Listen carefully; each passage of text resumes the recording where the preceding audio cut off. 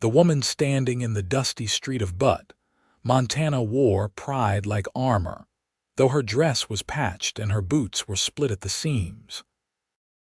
Penelope Oakley had walked 3 days to reach this mining town in the summer of 1882, and she would be damned if she'd accept handouts from strangers who looked at her with pity in their eyes.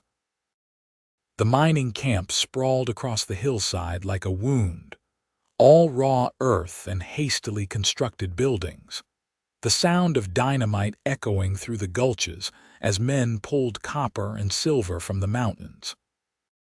She had come here because a woman could disappear in a place like this, could start over where nobody knew her name or her shame. "Miss, please, take this bread at least." The shopkeeper's wife stood in the doorway of the mercantile, holding out a wrapped loaf with genuine concern creasing her weathered face. "You look like you have not eaten in days." Penelope straightened her spine, ignoring the gnawing emptiness in her belly. "I did not come here for charity, madam. I came here to work. If you have employment, I will gladly earn that bread. Otherwise, I will thank you to keep it." The woman's expression shifted from sympathy to something harder, more calculating. "We do not need help here. Try the saloons if you are looking for that kind of work." The implication stung, but Penelope refused to let it show. She simply nodded and turned away, her worn skirts swirling up dust as she walked down the crowded street. Men called out to her, offering drinks and other things she would not consider. She kept her eyes forward, her jaw set, determined not to show weakness in a town that would devour it like wolves on a carcass. She had been beautiful once, or so people had told her. Now she was simply thin, her cheekbones too sharp, her eyes too fierce. Her dark hair hung in a braid down her back, and her hands were calloused from the farm work she had done before everything fell apart. Before her father died of lung fever, before the bank took their land, before her brother disappeared into the territories, leaving her alone with nothing but the clothes on her back and a stubborn refusal to bend. Franklin Reeves watched the woman from the doorway of his ranch office, a small building he maintained in town for business purposes. He had come to Butte to hire men for the cattle drive south, but the sight of her stopped him cold. Not because she was beautiful, though he suspected she would be with proper food and rest, but because of the way she held herself. Like a queen in exile, refusing to acknowledge her reduced circumstances. He had seen her refuse the bread, had heard the sharpness in her voice. Pride like that could get a person killed in a place like Butte, where desperation was currency and weakness was exploited without mercy. But there was something admirable in it too, something that reminded him of the horses he broke on his ranch, the ones with too much spirit to be easily tamed. Franklin was 32 years old, tall and lean with sun-darkened skin and pale blue eyes that seemed startling against his tanned face. He wore his dark blonde hair shorter than many men out here, and his clothes were dusty from travel but well made. He had built his ranch from nothing over the past 10 years, carving out a life in the Montana territory through sheer determination and back-breaking work. He was not wealthy, but he was comfortable, and he employed 15 men who respected him because he never asked them to do anything he would not do himself. He stepped out into the street, catching up to the woman in a few long strides. "Excuse me, miss." She turned, and he saw wariness flash across her face before she schooled it into polite neutrality. "Yes, I could not help but overhear that you are looking for work." He kept his voice respectful, businesslike. "I have a position available if you are interested." Her eyes narrowed. "What kind of position?" "I run a cattle ranch about 12 miles south of here. My cook quit last week to try his luck in the mines, and I have 15 hungry men who are tired of my attempts at making biscuits. I need someone who can cook 3 meals a day, manage the supplies, and keep the cookhouse clean. Room and board included plus $30 a month. It was more than fair wages, and they both knew it. She studied him carefully, looking for the trap, the hidden cost. Just cooking. Just cooking, he confirmed. I run a respectable operation, miss. Any man who bothers you would answer to me, and I promise you would not like how that conversation would go. Something in her posture relaxed slightly, though her guard remained up. Why would you offer this to a stranger on the street? Because you refused charity but asked for work. That tells me more about your character than a letter of reference ever could. He held out his hand. Franklin Reeves. She hesitated for a long moment before taking it. Her grip was firm despite the tremor he could feel in her fingers, the weakness of hunger and exhaustion. Penelope Oakley. Pleased to meet you, Miss Oakley. I have a wagon at the livery. If you are willing, we can leave within the hour. That way you will make it in time to start dinner, and I can show you where everything is. I accept your offer, Mr. Reeves. Her voice was steady now, professional. Thank you. No thanks necessary. You will earn every penny, I promise you that. My men eat like they have hollow legs. He gestured down the street toward the livery. I need to pick up some supplies first. Would you like to come along, or would you prefer to wait? I will come with you. She fell into step beside him, and he noticed the way she moved carefully, conserving energy like someone who had learned to manage on too little food for too long.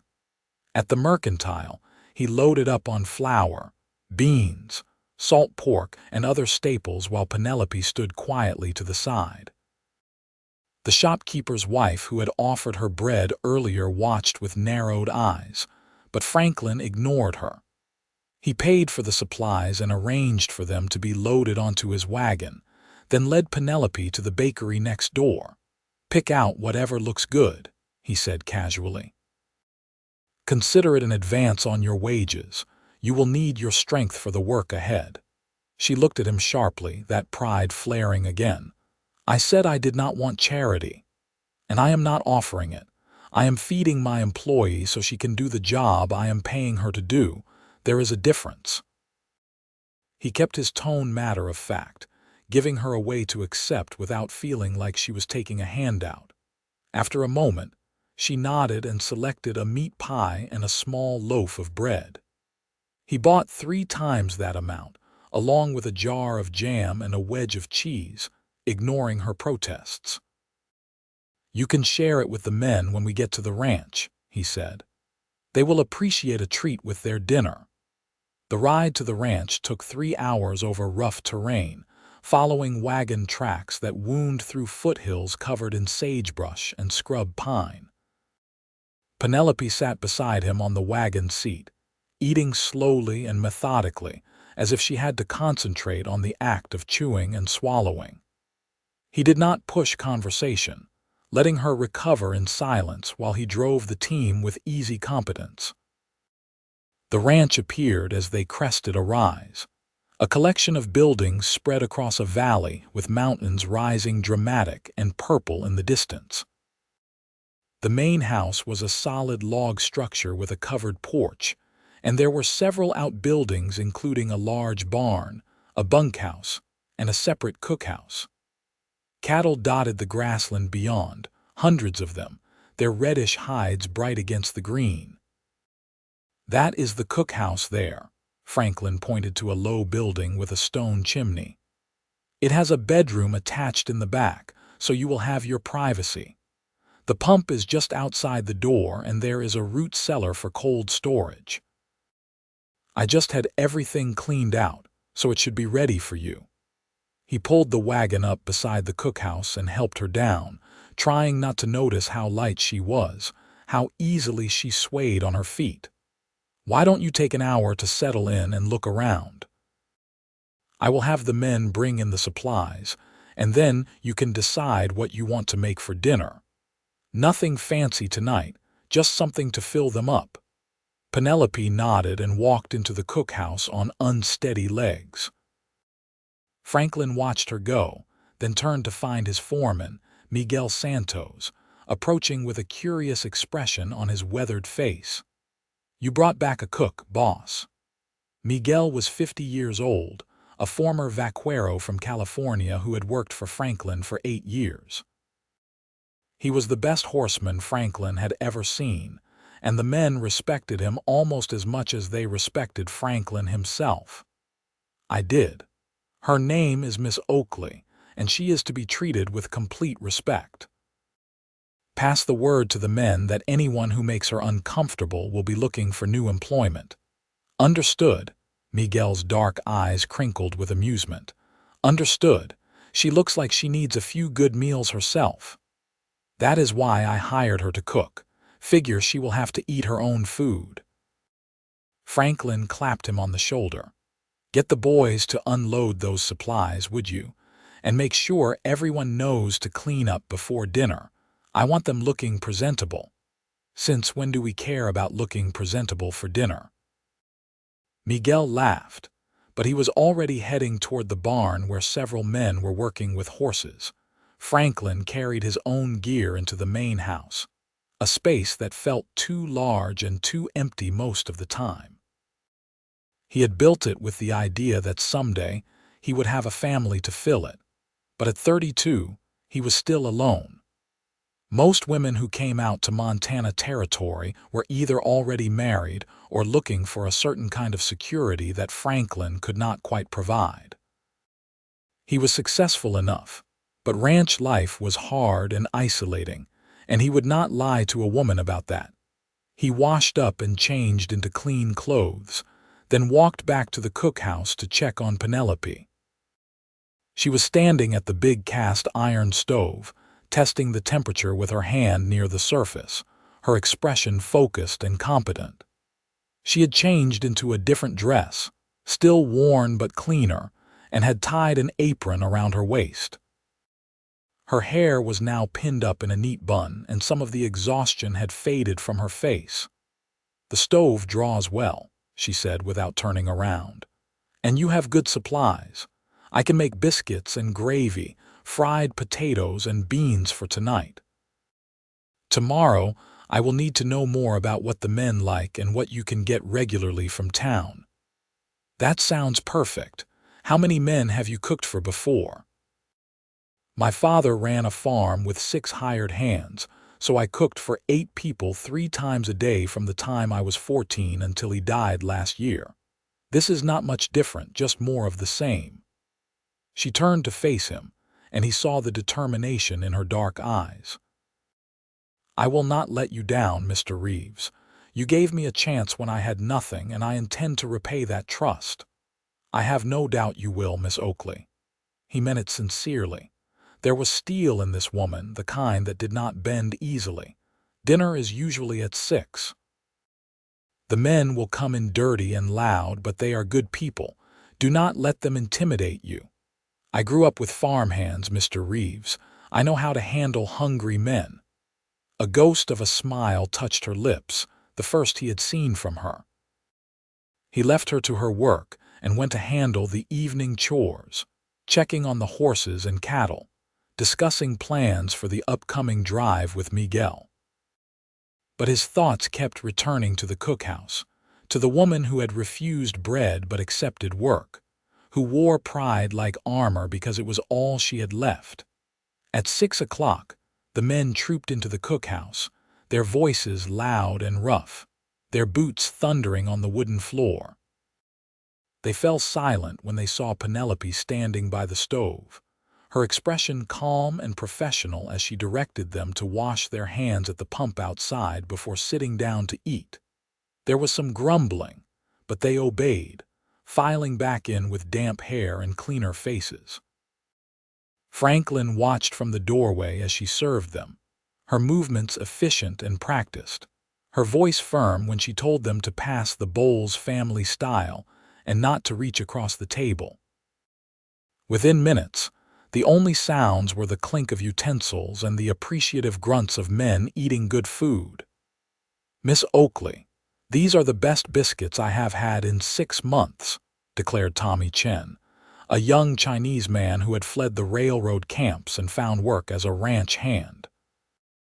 He was 19 years old with an infectious grin and a work ethic that put older men to shame.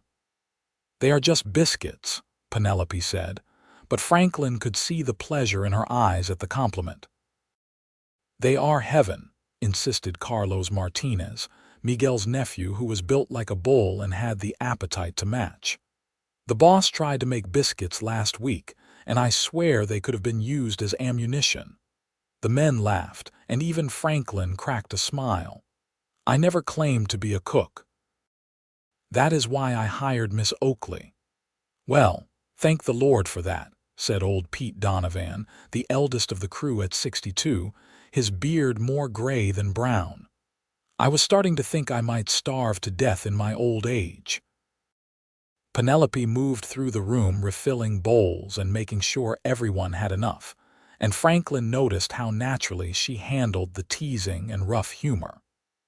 She gave as good as she got, her dry responses earning appreciative chuckles from the men. By the time dinner ended, she had won them over completely, and Franklin felt a strange sense of satisfaction at seeing her fit so seamlessly into this rough-edged world. After the men left, Franklin stayed behind to help clean up despite her protests. "You fed 16 people tonight. The least I can do is help with the dishes." They worked in companionable silence, and he found himself aware of her presence in a way that surprised him. The set of her shoulders as she scrubbed pots, the efficiency of her movements, the quiet competence she brought to every task. This was not the helpless woman the townspeople had pitied. This was someone who had been beaten down by circumstances but refused to stay down. "Thank you," she said quietly as they finished, "for this opportunity. You will not regret it." "I already do not regret it." You should have seen the men's faces when they tasted real food again. He dried his hands on a towel and turned to face her. "Get some rest, Miss Oakley. Tomorrow will be another long day. Good night, Mr. Reeves." He walked back to the main house under a sky brilliant with stars, the summer air cool and sweet with the scent of sage. He had hired her because she needed work, and he needed a cook, but something about her had gotten under his skin. That fierce pride, that refusal to break even when the world had given her every reason to do so. He recognized it because he saw echoes of it in himself, in the way he had built this ranch from nothing, refusing to accept failure even when it seemed inevitable. Over the following weeks, Penelope proved herself invaluable to the ranch. She rose before dawn to start breakfast, preparing massive quantities of flapjacks, eggs, bacon, and coffee that fueled the men through the morning's work. Lunch was simpler, usually sandwiches and leftover dinner, but dinner was always a proper meal with meat, vegetables, biscuits, or bread, and often a simple dessert. She managed the supplies with careful efficiency, wasting nothing and making use of every scrap. But more than that, she brought a sense of order and comfort to the ranch that had been missing. The cookhouse became a gathering place where the men lingered after meals, talking and joking while she cleaned up. She learned their preferences and their stories, remembering that Tommy did not eat pork for religious reasons, that Carlos loved anything with chili peppers, that old Pete's teeth were not what they used to be and he appreciated softer foods. Franklin found excuses to be around the cookhouse more than was strictly necessary.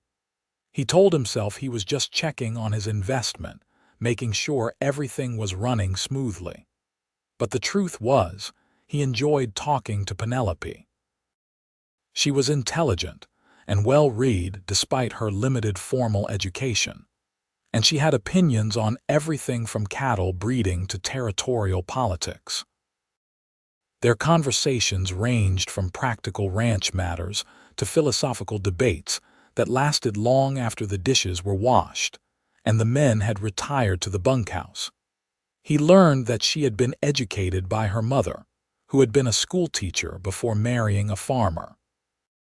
That Penelope had once dreamed of becoming a teacher herself, But her mother's death when she was 12 had ended those plans. That her father had been a good man but a poor businessman, always one bad season away from ruin. That her brother had left for the gold fields 2 years ago, and she had not heard from him since.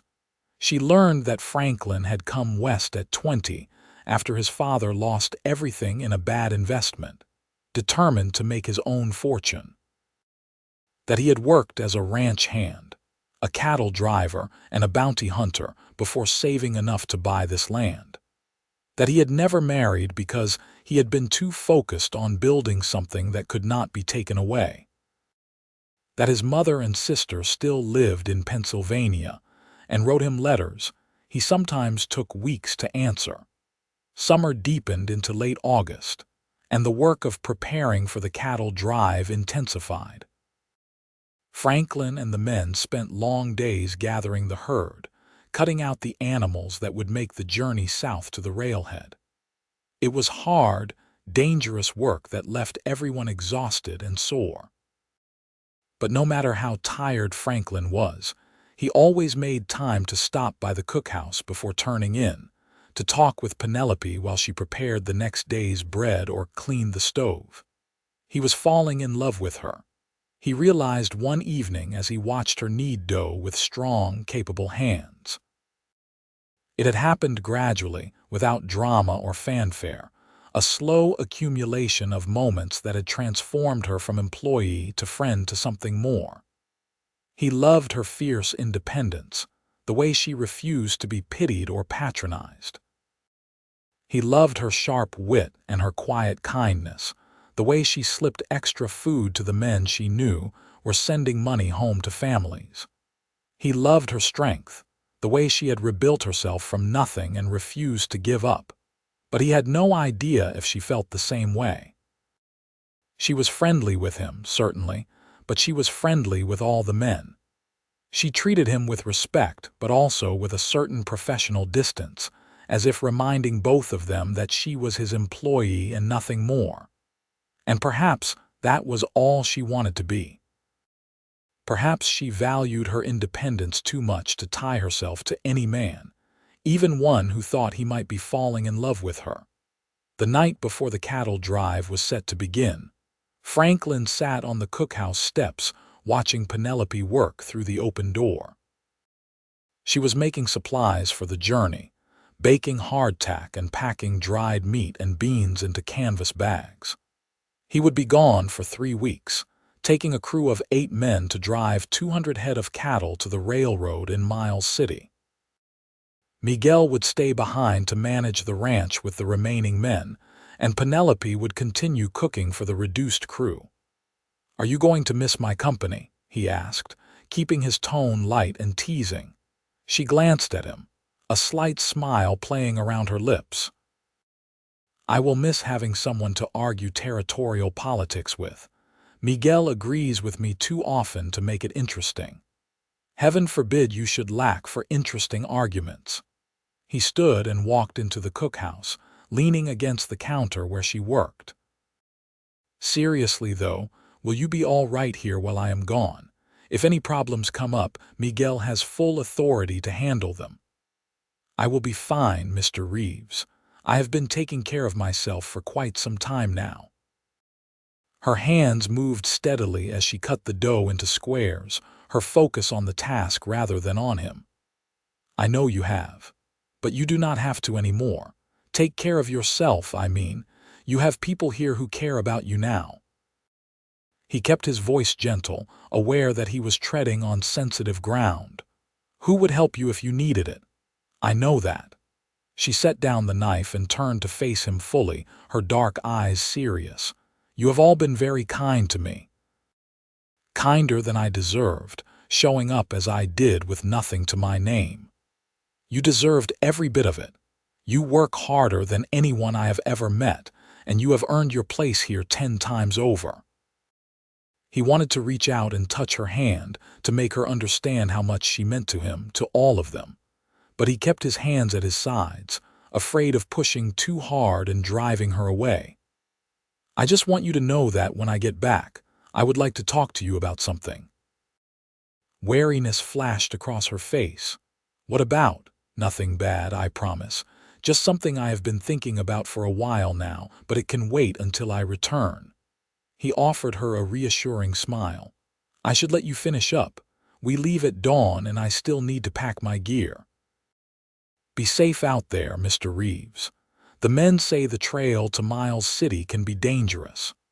I have made it a dozen times. I will be back before you know it." He touched the brim of his hat in farewell and walked out into the night, his heart beating harder than the simple conversation warranted. Behind him, Penelope stood staring at the door he had exited through, her hands pressed flat against the counter. She knew what he wanted to talk about when he returned. She was not naive, and she had seen the way he looked at her lately, the way his visits to the cookhouse had become longer and more frequent. Part of her wanted to hear what he had to say, wanted to believe that she could have something more than just work and survival. But another part of her, the part that had been hurt and disappointed too many times, warned her to be careful. She had been alone for so long now, responsible only for herself. The idea of letting someone else into her life, of depending on someone again, terrified her. What if Franklin was like her brother, who had promised to send for her and then disappeared? What if he was like her father, well-meaning but ultimately unable to protect her from the harsh realities of the world? What if she opened her heart to him and he broke it? But then again, what if she did not take the chance and spent the rest of her life wondering what might have been? The cattle drive left at dawn as planned, the men driving the herd south while Franklin rode point on his big bay gelding. Penelope stood on the cookhouse steps and watched them go, her hand raised in farewell, her heart heavier than she wanted to admit. 3 weeks suddenly seemed like a very long time. Life on the ranch settled into a new rhythm during Franklin's absence. With only 7 men remaining, Penelope's workload decreased considerably, giving her time to tackle projects she had been putting off. She organized the root cellar, cleaned the cookhouse from top to bottom, and even started a small kitchen garden with seeds Miguel obtained from town. The men appreciated the fresh vegetables, and she found the work of tending growing things strangely satisfying. Miguel proved to be excellent company, his dry humor and fatherly concern filling some of the gap left by Franklin's absence. He taught her to ride, starting with a gentle old mare named Dulce, who tolerated Penelope's inexperience with patient resignation. At first, Penelope was terrified, convinced she would fall and break her neck. But Miguel was a patient teacher, and gradually she gained confidence until she could trot around the corral without clutching the saddle horn in panic. "The boss will be surprised when he gets back and sees you riding," Miguel observed one afternoon as they cooled the horses down after a lesson. "Why should Mr. Reeves care whether I can ride or not?" Penelope tried to keep her voice casual, but she could feel heat rising in her cheeks. Miguel gave her a knowing look. "He cares about everything that happens on this ranch, especially anything involving you. He is a good man, Miss Oakley. One of the best I have known, and he thinks very highly of you. I think highly of him too. He gave me a job when I had nothing. It is more than that, and you know it." Miguel's voice was gentle but firm. "I have worked for Franklin Reeves for 8 years, and I have never seen him look at a woman the way he looks at you. Like you are the answer to a question he has been asking his whole life." Penelope's throat tightened. "I do not know if I can be what he needs. I do not know if I can be what anyone needs. Everything I have ever loved has been taken from me." "That is true for most people out here. We have all lost things, Miss Oakley. But that does not mean we stop trying to build new things to find new people to care about." He swung down from his horse and came to help her dismount. "All I am saying is when Franklin comes back, listen to what he has to say. Give him a chance. Give yourself a chance." She nodded, unable to speak past the emotion clogging her throat. Miguel patted her shoulder in a fatherly way and led the horses back to the barn, leaving her standing alone in the fading afternoon light. The cattle drive returned on a bright September morning, 3 weeks to the day after they had left. Penelope heard the men shouting and the thunder of hooves before she saw them, and her heart leaped in her chest. She wiped her hands on her apron and stepped outside, shading her eyes against the sun as the riders came into view. Franklin looked tired and dusty, his face shadowed with stubble and his clothes stained with trail dirt. But his eyes found hers immediately, and the smile that spread across his face made her breath catch. He swung down from his horse and walked toward her, and it took all her self-control not to run to meet him.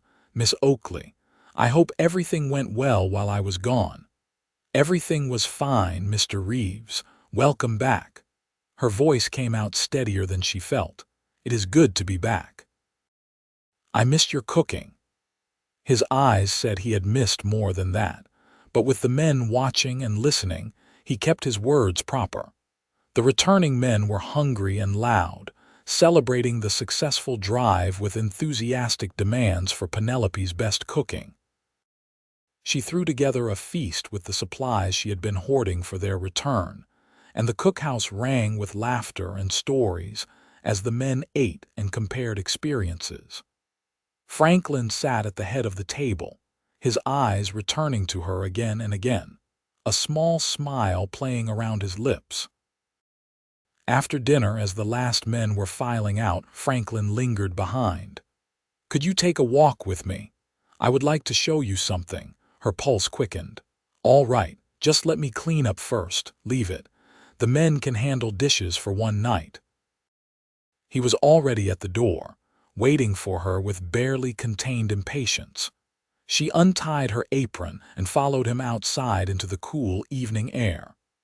The sun was setting behind the mountains, painting the sky in shades of orange and purple that took her breath away. He led her away from the buildings, toward a small rise that overlooked the valley. From here, she could see the whole ranch spread out below, the buildings tiny and perfect, the cattle dark shapes in the gathering dusk. "This is where I stood when I first came here 10 years ago," Franklin said quietly. "This land was empty then, just grass and sagebrush and possibility. I stood here and imagined what it could be.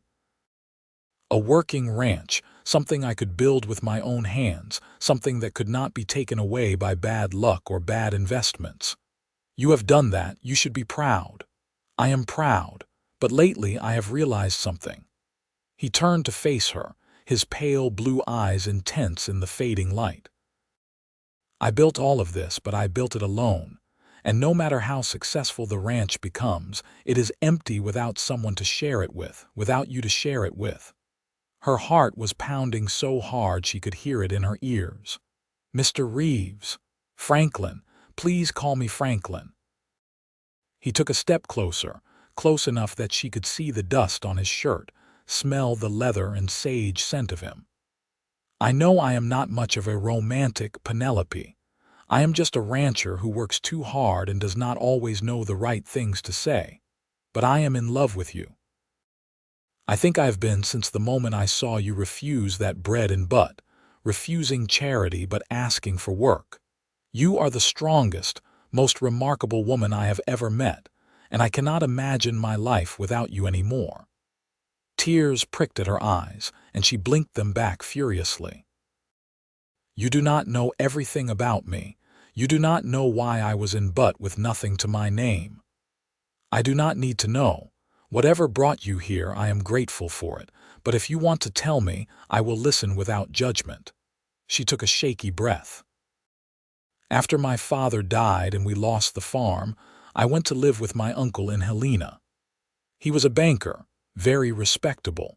He promised to take care of me, to help me get back on my feet, but he wanted payment for his generosity. He expected me to be grateful enough to welcome his attentions, even though he was married." The words came out bitter and hard. "When I refused, he threw me out, Told everyone I was a thief who had stolen from him. No one would hire me after that. So I walked to Butte because it was far enough away that his lies could not follow me. Franklin's jaw tightened, anger flashing in his eyes. He should be horsewhipped for treating you that way. You deserved better. I deserved what I got for being naive enough to trust family. She wrapped her arms around herself, feeling exposed and vulnerable. I am not some innocent maiden, Franklin. I am a woman with a ruined reputation and nothing to offer except her ability to cook and clean. That is where you are wrong. He reached out and gently took her hands, pulling them away from her body so he could hold them in his. You have everything to offer. Your strength, your intelligence, your kindness, your spirit. Those things cannot be taken away by lies or circumstance. They are who you are, and they are worth more than any dowry or spotless reputation. Why would you want to tie yourself to someone like me? You could find someone respectable, someone without a past.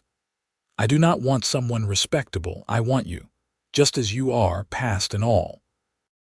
His grip on her hands tightened. I am not asking you to be perfect, Penelope. I am asking you to take a chance on me, on us. Marry me. Be my partner in this ranch and in this life. Let me spend the rest of my days proving to you that you are worth more than every lie your uncle ever told. The tears spilled over then, running hot down her cheeks. I am afraid. I am afraid of depending on someone again, of letting myself hope for something better and having it torn away. I know. I am afraid too, but I would rather be afraid with you than safe and alone. He let go of one of her hands to reach up and wipe away her tears with surprising gentleness. You do not have to answer right now. Think about it. Take all the time you need. I will wait. You should not have to wait. She took a deep breath, feeling like she was standing on the edge of a cliff, about to jump into unknown depths. Yes, yes, hope flared in his eyes. Yes, I will marry you, because I am in love with you too, even though I try not to be.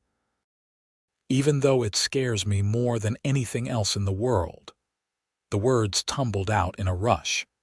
You have been so kind to me, but more than that, you have treated me like I matter, like my thoughts and opinions are valuable. You have never made me feel small or less than. And I do not want to spend the rest of my life wondering what might have been if I had been brave enough to say yes. He pulled her into his arms then, holding her tight against his chest, and she could feel his heart pounding just as hard as hers.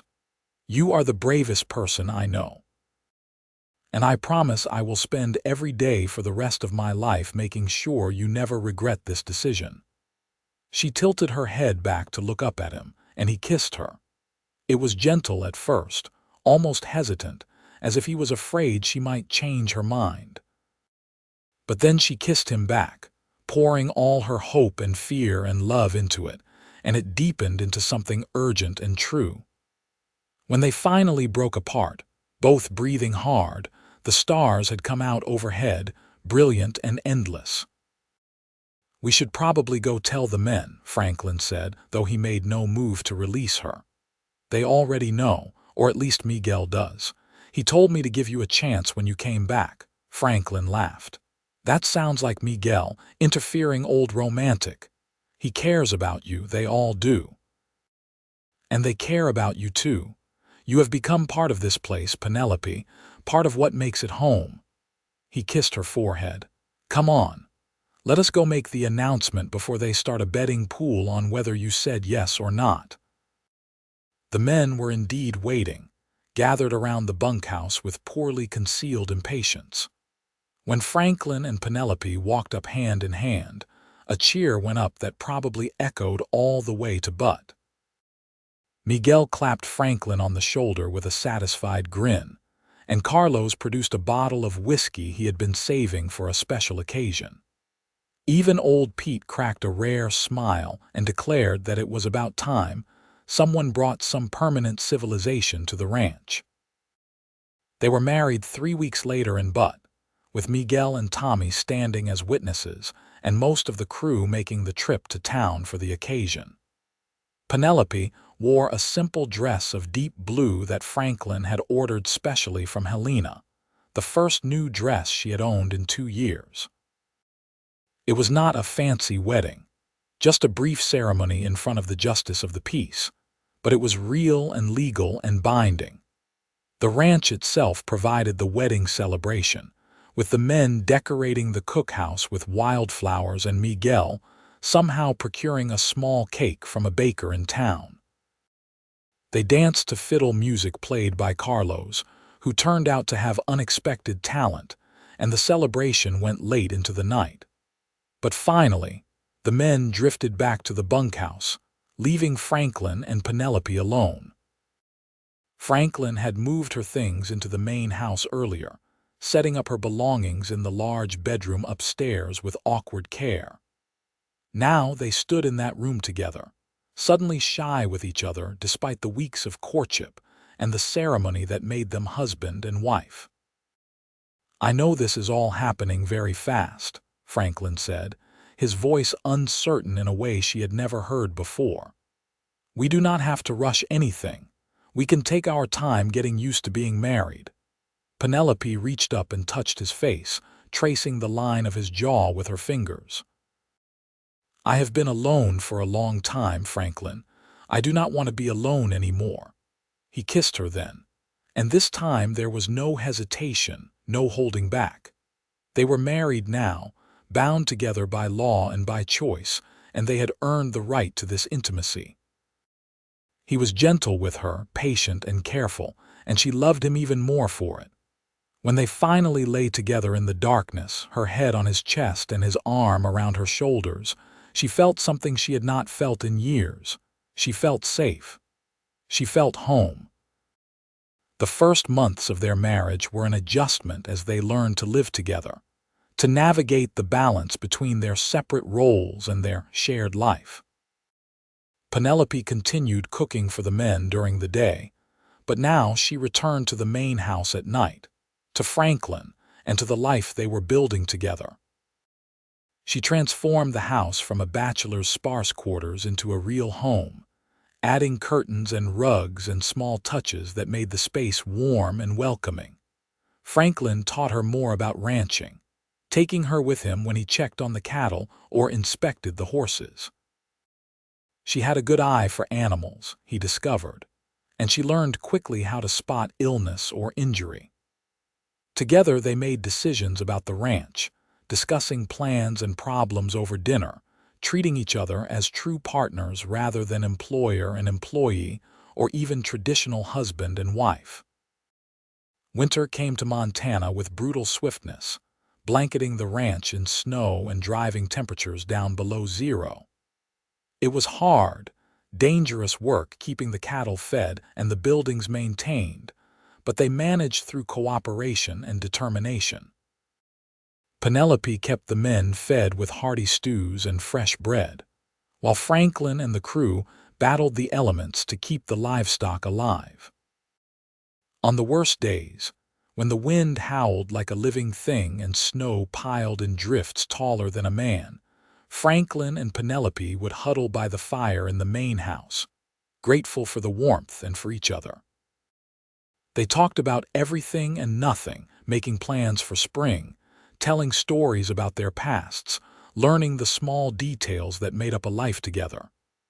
"Do you ever regret saying yes?"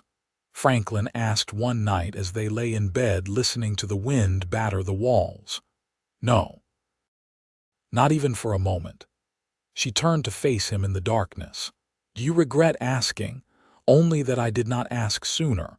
I wasted weeks trying to figure out if you might feel the same way when I should have just been honest from the start. I think we found each other at exactly the right time. Any sooner and I might not have been ready to trust you. Any later and I might have moved on, thinking there was nothing here for me. Well, there is definitely something here for you now. Me, for starters, and 15 hungry ranch hands who would revolt if you left." She laughed. "I am not going anywhere. You are stuck with me, Franklin Reeves. Best thing that ever happened to me, being stuck with you." Spring arrived like a benediction, melting the snow and bringing green grass back to the valley. The cattle that had survived the winter looked thin but healthy, and the horses were frisky with the warmer weather. Franklin and the men threw themselves into the work of calving season, helping deliver dozens of new calves, and dealing with the inevitable complications that arose. Penelope discovered she was pregnant in late April, confirmed by the doctor in Butte after weeks of suspicious symptoms. She was terrified at first, remembering stories of women who had died in childbirth, but Franklin's joy and excitement gradually eased her fears. He became even more protective than usual, insisting she reduce her workload and hire help for the heavy cleaning. "I am pregnant, not an invalid," she protested. "Women have been having babies since the beginning of time. Not my wife. My wife is going to take it easy and let other people do the heavy work." His tone was firm, brooking no argument. She rolled her eyes, but secretly she was touched by his concern. They hired a young woman from town, a miner's daughter named Sarah Ellis, to help with the cooking and cleaning. Sarah was 17 years old, cheerful and hardworking, and she quickly became an invaluable addition to the household.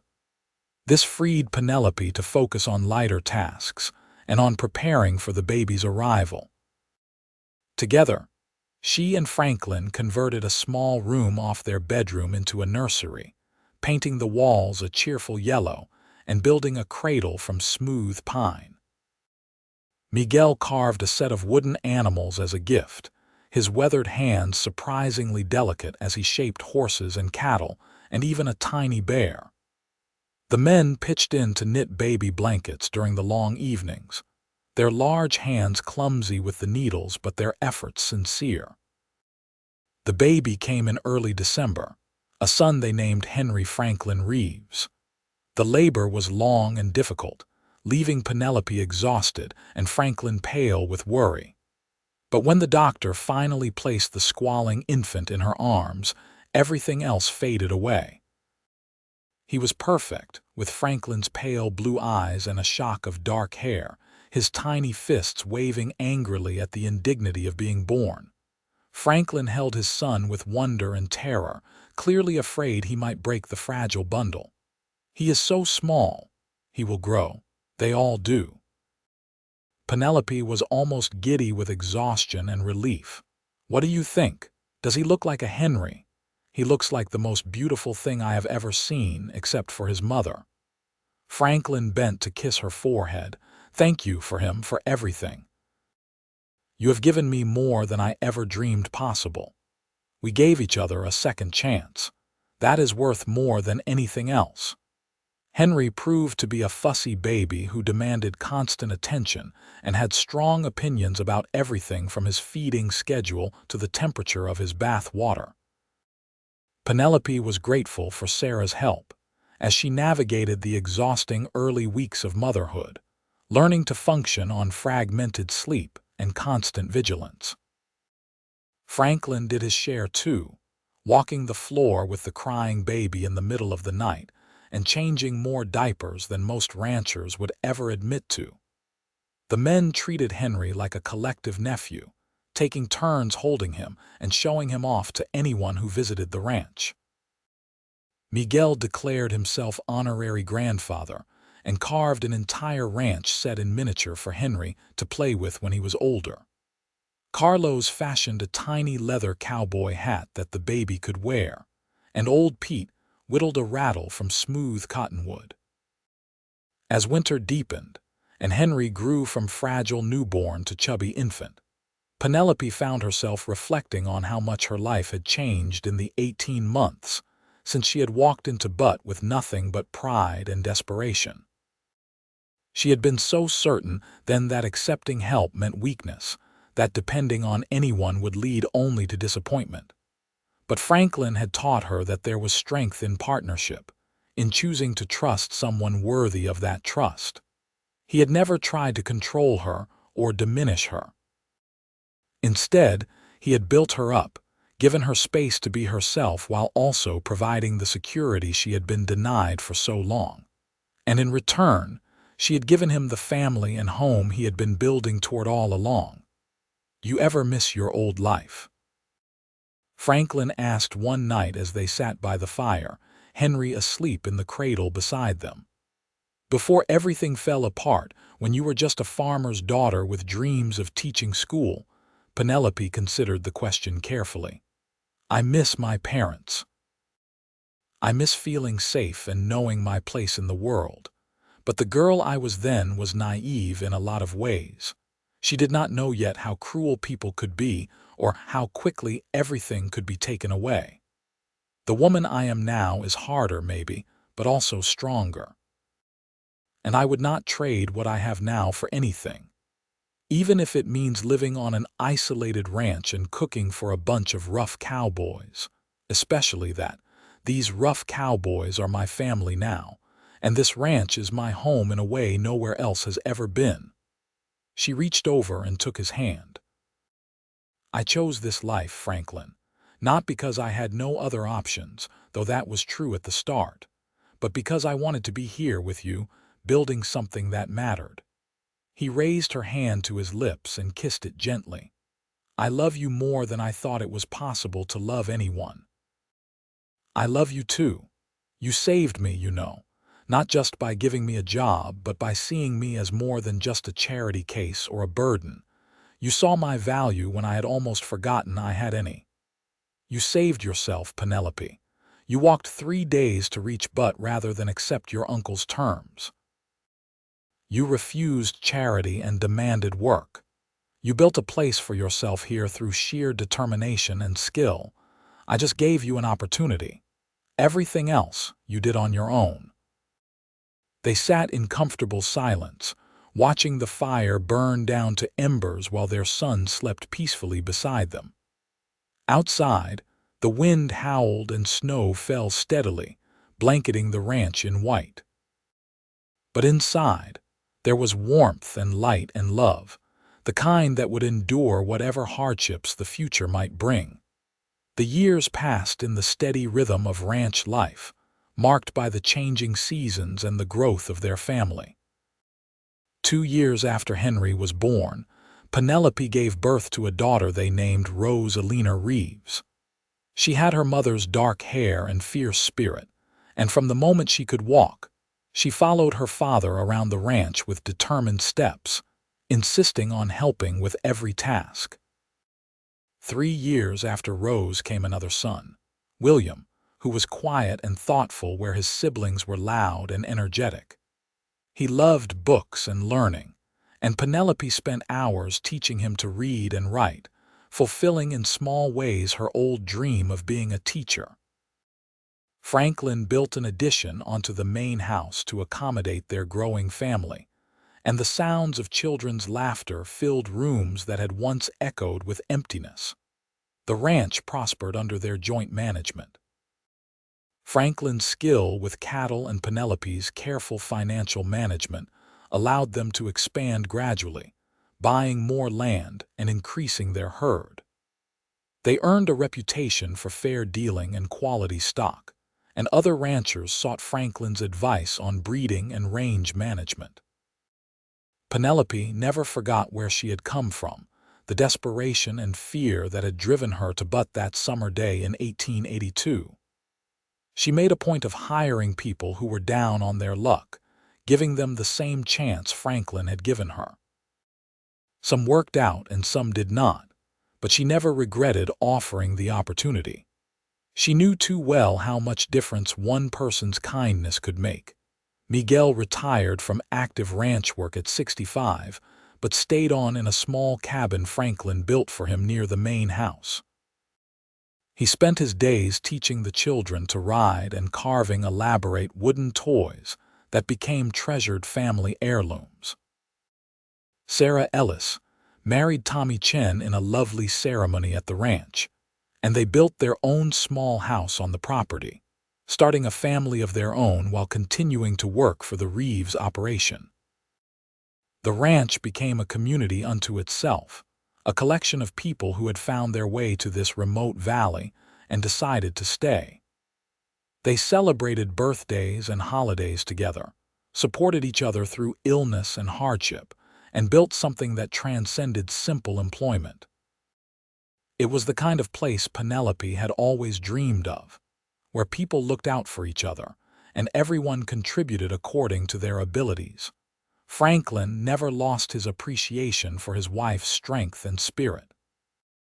Even after years of marriage and 3 children, he still found excuses to visit her in the kitchen, to steal kisses when the children were not looking, to tell her how much he loved her. He never took her for granted or assumed she would always be there.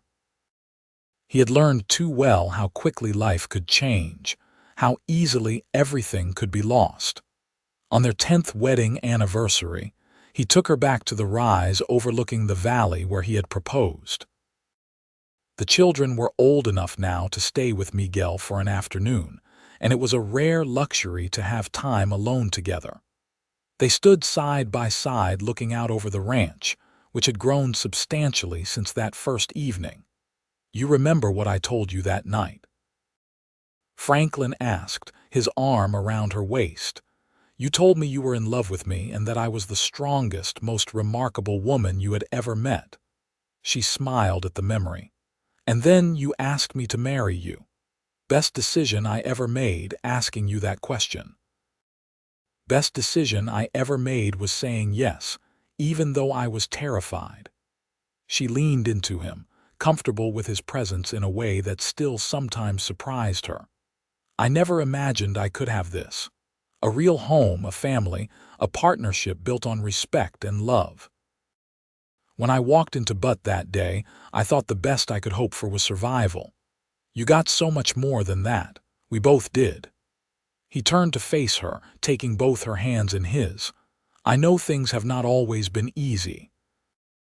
There have been hard winters and dry summers, financial worries and sleepless nights with sick children. But I would not trade a single moment of it. Neither would I. Even the hard parts, because we faced them together." She reached up to touch his face, seeing the lines that time and weather had etched around his eyes and mouth. They were both older now, no longer the young people who had met in a dusty Montana mining town. But they were stronger too, tempered by experience and bound by love that had only deepened with time. They kissed as the sun set behind them, casting long shadows across the valley. In the distance, they could hear the children's laughter as they played with Miguel, and the sound of cattle lowing as the herd settled for the evening. It was a symphony of home, of family, of a life built from nothing through determination and love. As they walked back to the house hand in hand, Penelope thought about the woman she had been when she first arrived. Proud and desperate, refusing charity but begging for work, terrified of depending on anyone but determined to survive. That woman would barely recognize the life Penelope lived now, surrounded by family and community, secure in ways that went far beyond financial stability. But the core of that woman remained. The fierce independence, the refusal to be pitied or diminished, the strength that came from surviving when survival seemed impossible. Franklin had not changed those things about her. Instead, he had honored them, building a life where her strength was valued rather than threatening, where her opinions mattered and her partnership was essential. In turn, she had helped him transform his ranch from a successful business into a real home. She had given him the family he had always wanted, the sense of permanency that came from building something meant to last beyond a single lifetime. Together, they had created something neither could have achieved alone, a legacy that would endure long after they were gone. The children grew and changed, each developing their own personalities and dreams. Henry followed his father into ranching, learning the business from the ground up, and showing a natural talent for working with both animals and people. By the time he was 20, He was managing significant portions of the operation, and Franklin began making plans to hand over more responsibility as he and Penelope grew older. Rose proved to have her mother's fierce spirit and her father's way with horses. She could ride anything on four legs and had no interest in the domestic arts beyond what was absolutely necessary. Penelope supported her daughter's unconventional interests, remembering what it was like to have dreams that did not fit society's expectations. When Rose announced at 18 that she wanted to start a horse breeding program on the ranch, focusing on quality rather than quantity, Franklin and Penelope backed her completely. William surprised everyone by deciding to pursue medicine. He had always been the thoughtful one, the child who brought home injured animals and nursed them back to health. With his parents' support and financial backing, he went east to medical school, returning 5 years later as Dr. William Reeves. He set up a practice in Butte, but maintained close ties with the ranch, treating the hands and their families along with the townspeople. By their 25th wedding anniversary, Franklin and Penelope were grandparents 3 times over, with Henry married to a rancher's daughter and 2 small children of his own. The main house had been expanded again to accommodate family gatherings, and holidays were loud, chaotic affairs with multiple generations crowded around the table. They had grown older together, their dark hair now streaked with gray, their bodies marked by decades of hard work. But their love had not diminished. If anything, it had grown stronger, deepened by shared experiences and the knowledge that they had built something lasting. On a warm summer evening, they sat on the porch of the main house watching the grandchildren play in the yard. Henry and his wife were overseeing the children while Rose worked with a young horse in the corral, her movements confident and skilled. The ranch stretched out before them, prosperous and productive, everything they had worked so hard to create. "Do you ever think about what would have happened if I had not been in but that day?" Franklin asked, his hand finding Penelope's as naturally as breathing. "Sometimes, but I do not think it does any good to dwell on might-have-beens. We found each other, and that is what matters." "You would have survived somehow. You always do. Maybe. But I would not have had this life, this family, this feeling of belonging somewhere." She squeezed his hand. "You gave me that, Franklin, not by rescuing me, but by seeing me as an equal partner worth investing in. By respecting my pride even when I had nothing else left. That pride of yours is what drew me to you in the first place. That and your fierce spirit, the way you refuse to let circumstances defeat you." He smiled at the memory. "I knew the first moment I saw you that you were someone special. Someone worth knowing. I am glad you thought so. I am glad you offered me work instead of charity, and that you waited for me to trust you instead of demanding it." She leaned her head on his shoulder, comfortable and content. "We have had a good life together, Franklin Reeves. The best life. Better than I ever imagined possible." He kissed the top of her head gently. "And it is not over yet. We still have years ahead of us, God willing. Years to watch our grandchildren grow, to see what Henry and Rose build with the ranch, to enjoy the fruits of all our hard work."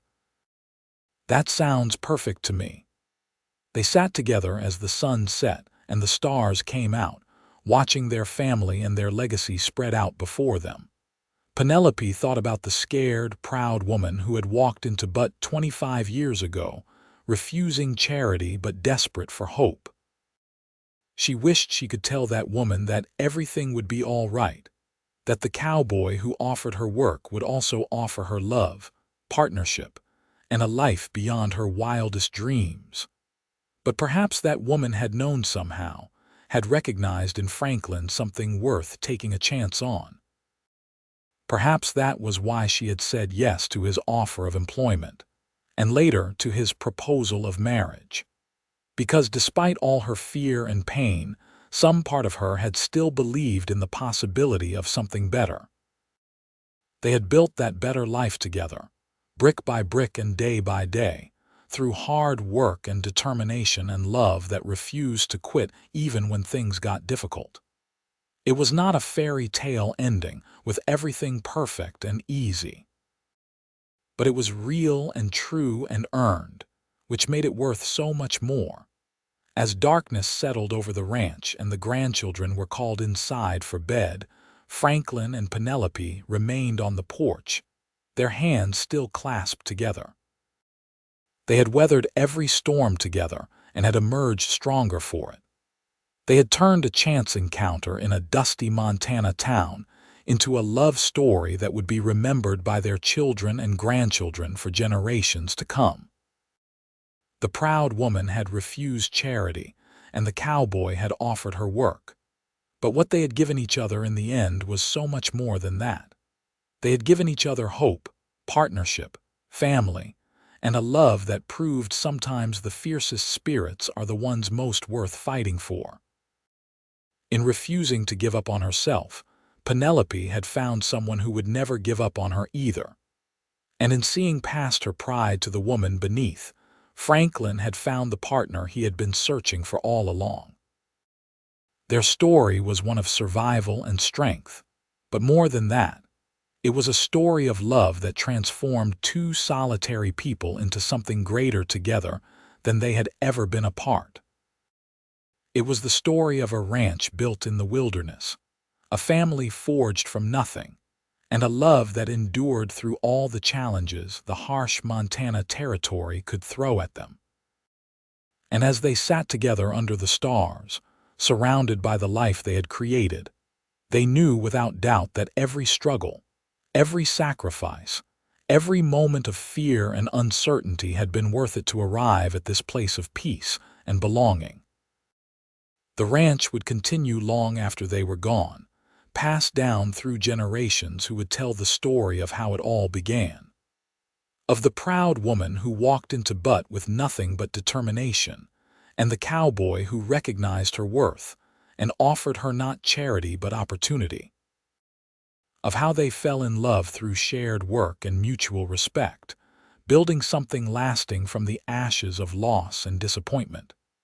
It was a legacy worth leaving, a story worth telling, and a love worth fighting for until the very end.